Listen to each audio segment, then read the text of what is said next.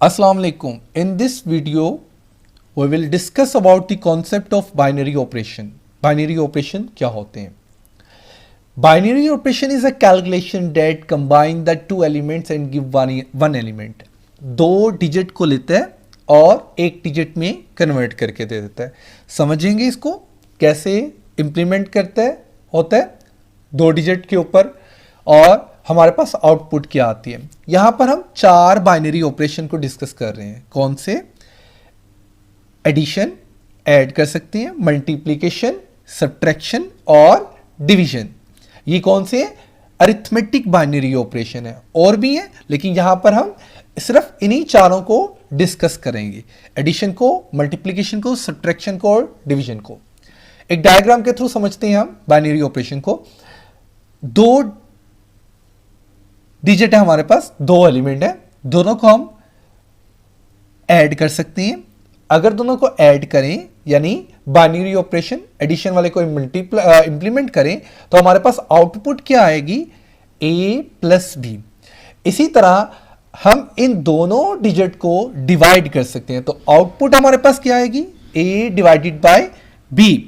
इसी तरह इन्हीं दो डिजिट को हम सब्ट्रैक्ट कर सकते हैं तो हमारे पास आउटपुट क्या आएगी? a minus B.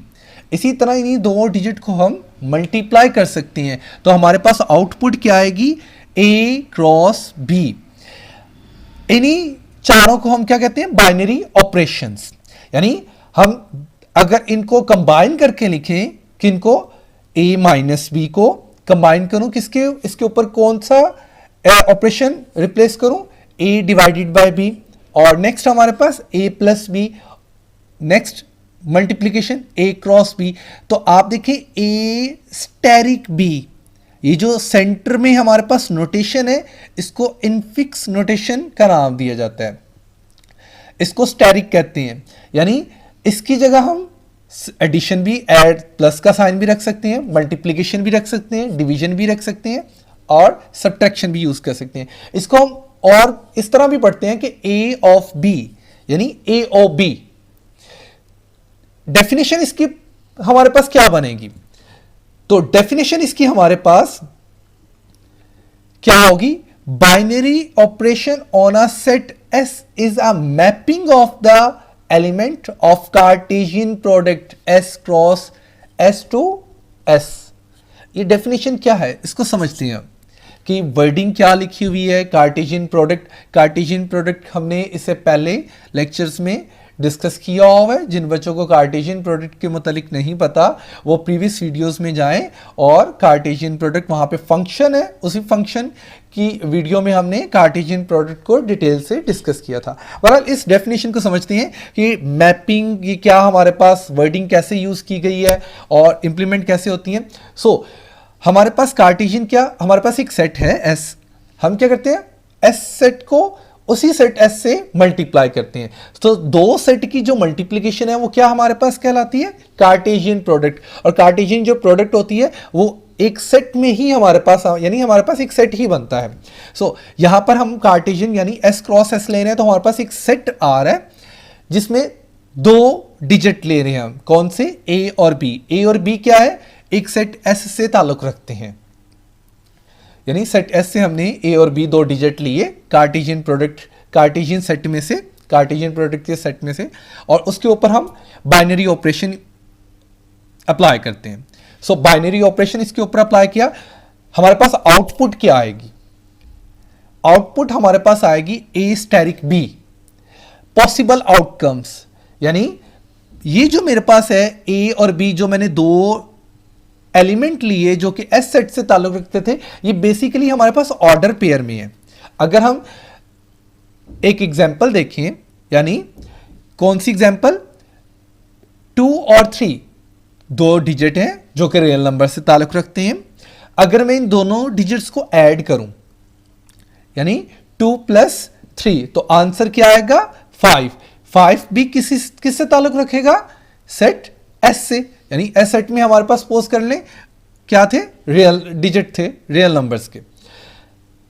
मैं दोबारा यहां पर बता रहा हूं, यहां पर हमारे पास जो कार्टेशियन प्रोडक्ट है, कार्टेशियन प्रोडक्ट के अंदर जो एलिमेंट होंगे वो एलिमेंट हमारे पास ऑर्डर पेयर में होंगे, यानी ए और बी ऑर्डर पेयर में। इसी तरह जैसे यहां पर मैंने 2 और 3 लिया, इसी तरह यहां पर ए और बी दोनों क्या ऑर्डर पेयर में होंगे, और ए और बी दोनों किससे ताल्लुक रखते हैं, एस सेट से। यानी ये मेरे पास है जी इनपुट, और ये मेरे पास पॉसिबल आउटपुट है। इसको मैं क्या कहूंगा कि ये मेरे पास डोमेन है, और पॉसिबल आउटकम्स मेरे पास क्या है, कोडोमेन्स है। ऐसे ही है, ये कोडोमेन का सेट है। इसको हम रेंज कब कहेंगे, अगर हमारे पास यहां पर स्टैटिक का पता हो, ऑपरेशन बाइनरी ऑपरेशन कौन सा, अंडर एडिशन मल्टीप्लिकेशन, यानी हमारे पास एग्जैक्ट आंसर क्या आता है। अगर जो एग्जैक्ट आंसर है उसको हम कहेंगे लिखा हो, तो वो हमारे पास रेंज कहलाएगी। सो ये हमारे पास क्या फिर एक होगा, from s cross s set to a static b. ये हमारे पास एक फंक्शन है जिसकी डोमेन हमारे पास ये है, और कोडोमेन हमारे पास यानी पॉसिबल आउटकम्स हमारे पास ये आ रहे हैं, तो ये हमारे पास एक फंक्शन कहलाएगा। सो बाइनरी ऑपरेशन हमारे पास क्या फिर हुआ, एक फंक्शन हुआ। यानी binary operation is a function takes order pair, जो कि ऑर्डर पेयर लेते हैं। ऑर्डर पेयर किस पर मुश्तमिल होते हैं, रियल नंबर्स पे। हमारे पास जैसा कि यहां पर 2 और 3 दो रियल नंबर्स थे, और उन दोनों को हमने एस सेट में देखा। तो हमारे पास इसकी डेफिनेशन में और क्या इंक्लूड होगा, यानी हमारे पास एक फंक्शन है from s cross s to s, यानी कार्टेशियन प्रोडक्ट से इस एस की तरफ। एग्जाम्पल से हम इसको देखते हैं, इस डेफिनेशन को इंप्लीमेंट करते हैं और देखते हैं हमारे पास इसकी डेफिनेशन को समझने में आसानी होगी। सो एग्जाम्पल हमारे पास क्या है, इसकी एक नेचुरल नंबर का सेट है n। अगर मैं n क्रॉस n फाइंड करूं, यानी इसकी कार्टेशियन प्रोडक्ट लूं, तो उसमें से जो ऑर्डर पेयर्स हैं उसमें से मैंने एक ऑर्डर पेयर ले लिया जिसके डिजिट क्या है मेरे पास, 1 और 3 है। सो मैं क्या करूंगा, 1 और 3 को ऐड करूंगा, आंसर क्या आ रहा है, 4। 4 क्या इस n नेचुरल सेट में मौजूद है, बिल्कुल मौजूद है। तो मैं क्या कहूंगा कि जो नेचुरल नंबर है अंडर एडिशन वो क्या है, बाइनरी ऑपरेशन है। Addition is the binary operation on the set n। इसी तरह अगर मैं सब्ट्रैक्ट करूं, तो 1 माइनस 2, 1 माइनस 3 आंसर -2। -2 क्या n सेट में मौजूद है, तो n सेट से ताल्लुक नहीं रखता। तो मैं क्या कहूंगा कि subtraction is not the binary operation on the n set. Next हमारे पास कार्टेशियन, अगर हम मल्टीप्लाई करें, 2 डिजिट को मल्टीप्लाई करें, 1 मल्टीप्लाई बाय 3, आंसर क्या आएगा, 3। तो 3 क्या नेचुरल नंबर सेट में मौजूद है, बिल्कुल मौजूद है। तो हम यहां पर कहेंगे कि जो मल्टीप्लिकेशन है is the binary operation on the natural number set. Next हमारे पास डिवीजन, 8 डिवाइडेड बाय 3। क्या 8 डिवाइडेड बाय 3 n सेट में मौजूद है, n सेट से ताल्लुक नहीं रखता। सो हमारे पास जो डिवीजन है वो बाइनरी ऑपरेशन नहीं है नेचुरल सेट के ऊपर। सो एक नेचुरल नंबर का जो सेट है हमारे पास, सिर्फ एडिशन और मल्टीप्लिकेशन ही बाइनरी ऑपरेशन है। सब्ट्रैक्शन और डिवीजन हमारे पास बाइनरी ऑपरेशन नहीं है इसके। एक और एग्जांपल हम करते हैं।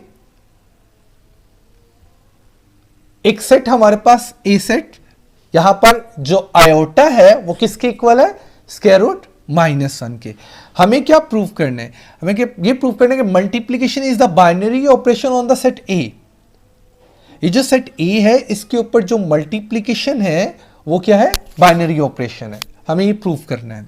सो एक तो हमारे पास इसमें से डिजिट लें, 1 क्रॉस यानी अंडर मल्टीप्लिकेशन है तो कोई से भी 2 डिजिट ले लें, 1 और iota. So 1 cross iota is equal to iota. हम क्या करेंगे, हम इसी तरह देखेंगे एक एक डिजिट को, क्या वो इस सेट के अंदर मौजूद है। अगर तो वो इस सेट के अंदर मौजूद है तो हम क्या कहेंगे कि ये हमारे पास मल्टीप्लिकेशन बाइनरी ऑपरेशन है।